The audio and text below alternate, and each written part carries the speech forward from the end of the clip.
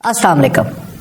9 मई 2023 के बाद इमरान खान जेल से वापस जमान पार्क लाहौर आए तो मैंने उनसे मुलाकात का वक्त लिया।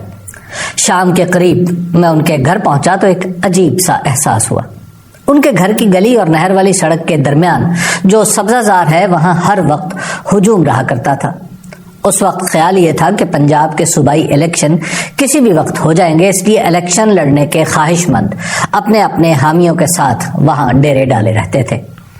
मगर 9 मई के बाद ये सब कुछ उखड़ चुका था।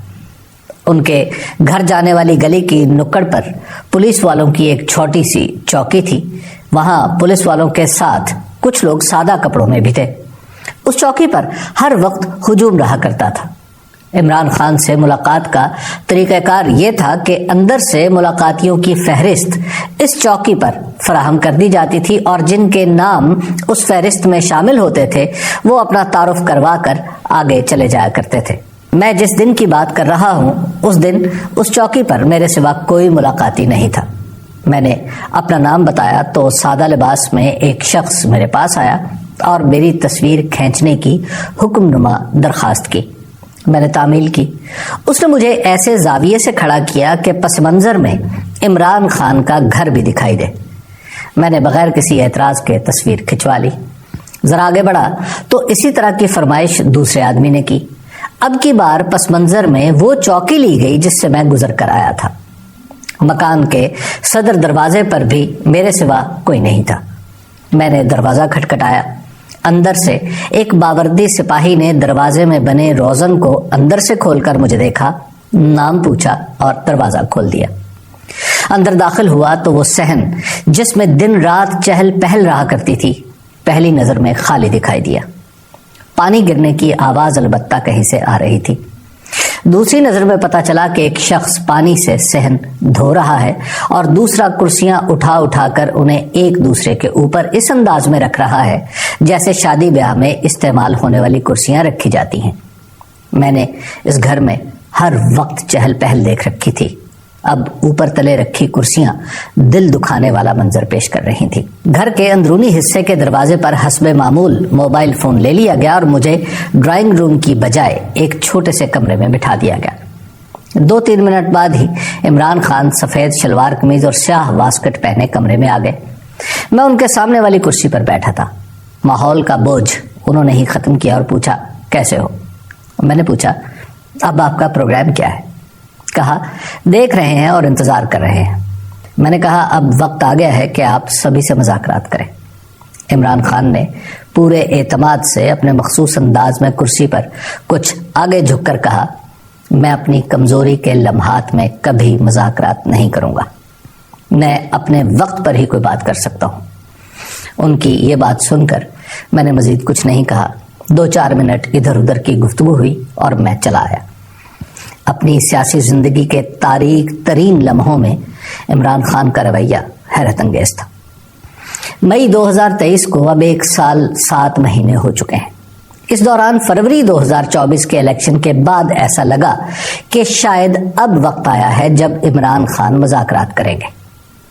वो इलेक्शन जीत चुके थे। तहरीक इंसाफ नामुसाइद हालात के बावजूद पार्लियामेंट में सबसे बड़ी पार्टी बनकर उभरी थी। उस वक्त इमरान खान सियासी तौर पर मजबूत थे मगर उन्होंने किसी किस्म की बातचीत से इनकार कर दिया। उसकी वजह बाद में मालूम हुई कि अगर मुज़ाकरात का दरवाजा खोलते भी तो उनसे बात न की जाती। उस वक्त ये तय पा चुका था कि हुकूमत कौन बनाएगा और इसमें पीपल्स पार्टी का किरदार क्या होगा। इलेक्शन में धांधली करके जो नक्शा बनाया गया था उसमें इमरान खान की गुंजाइश ही नहीं रखी गई थी।